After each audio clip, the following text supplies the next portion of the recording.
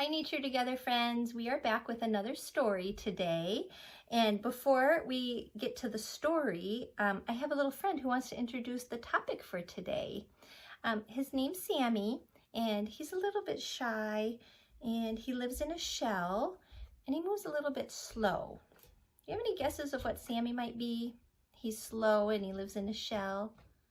Here he comes. Here he is. He's in the shell. He's a little bit shy. Come on out, Sammy. It's okay. Peekaboo. Oh, there he is. You know what he is now? I'm a snail. 2 little eyes. 1, 2. 1 pretty shell. Nice to meet you.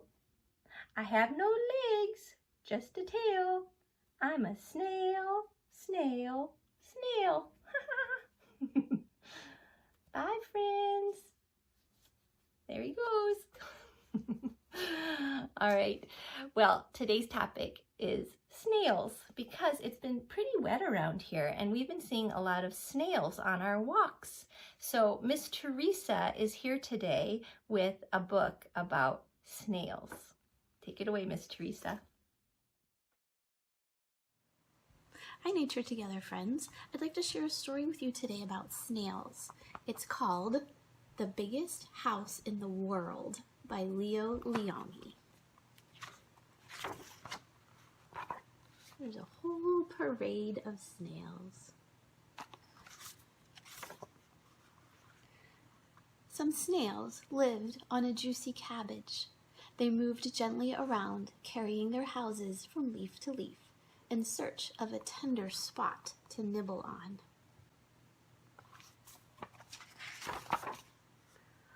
One day, a little snail said to his father, "When I grow up, I want to have the biggest house in the world."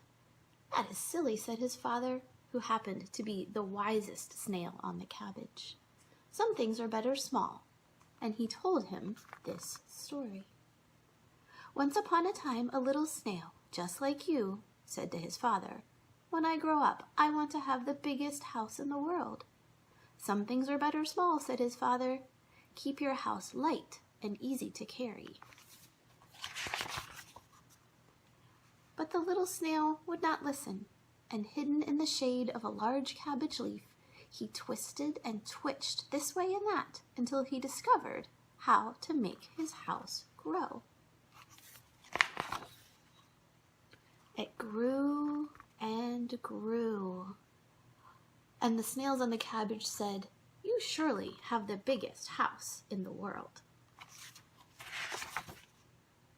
The little snail kept twisting and twitching until his house was as big as a melon. Then, by moving his tail swiftly from left to right, he learned to grow large, pointed bulges.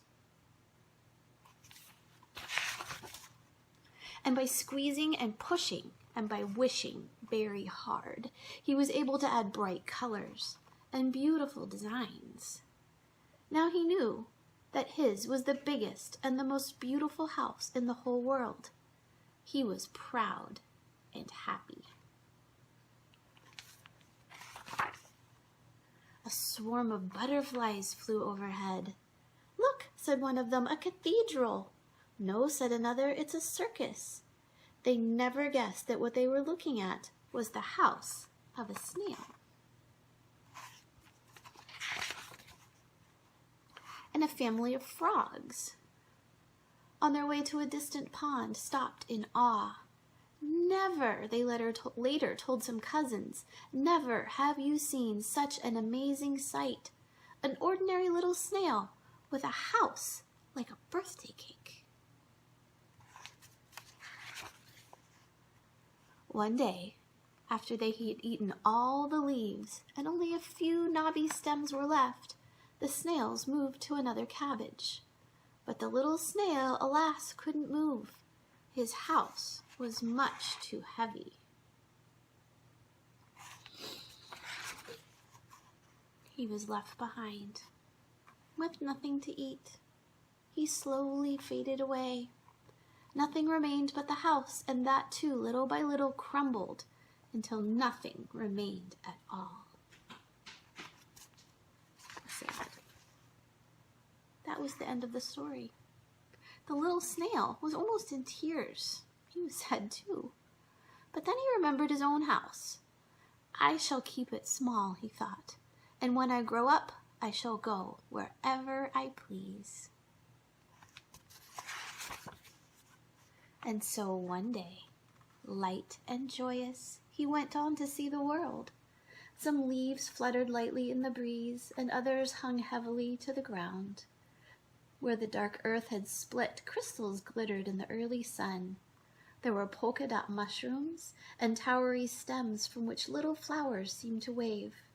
There was a pine cone lying in the lacy shade of ferns, and pebbles in a nest of sand, smooth and round, like the eggs of the turtle dove.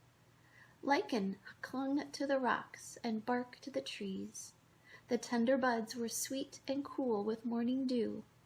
The little snail was very happy. Oh, look, there's all the beautiful things he saw in the forest. And he does look happy. The seasons came and went, but the snail never forgot the story that his father told him. And when someone asked, "How come you have such a small house?"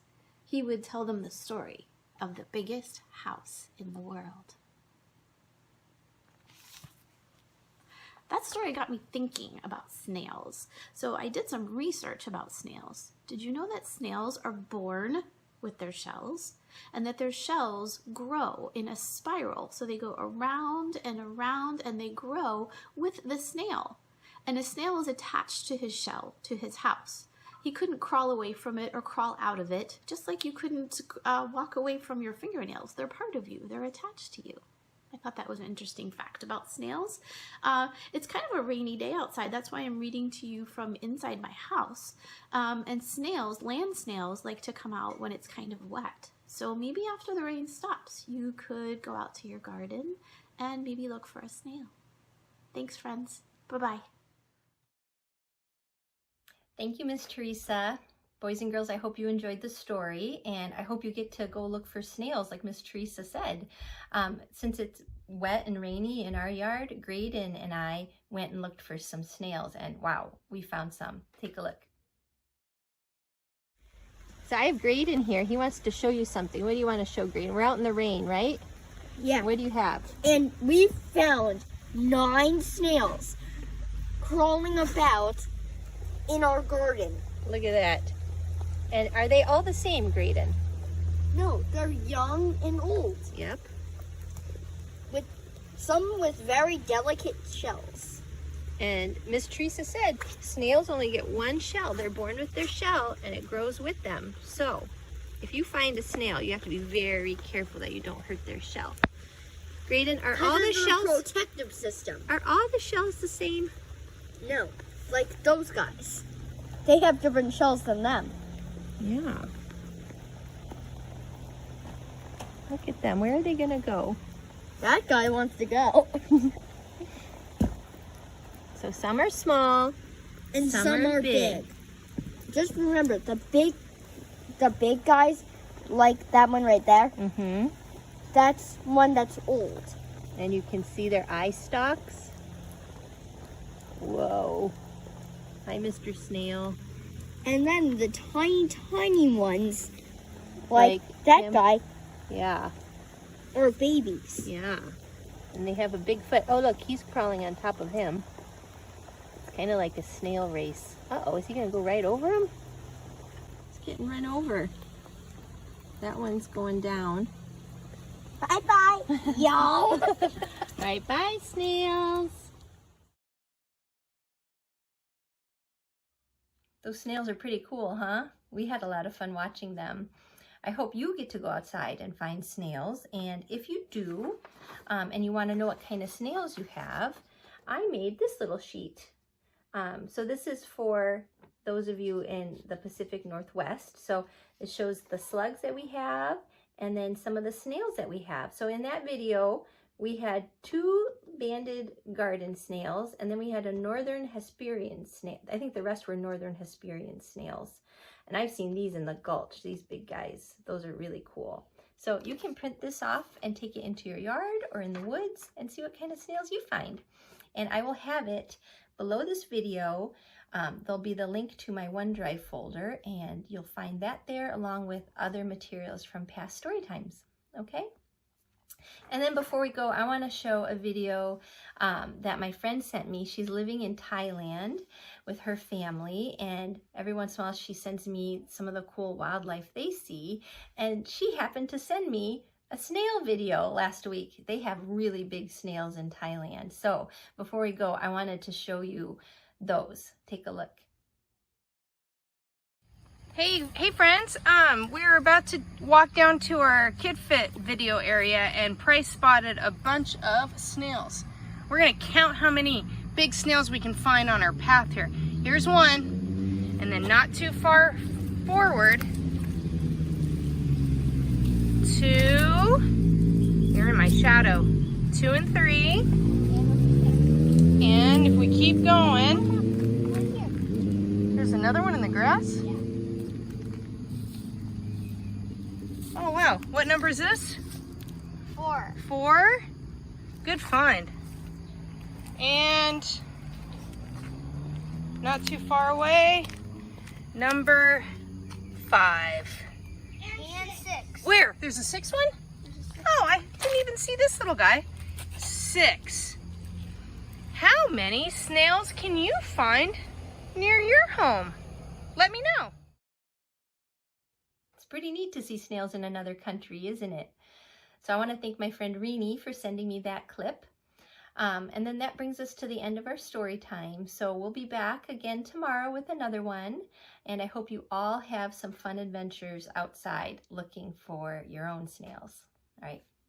Bye, friends.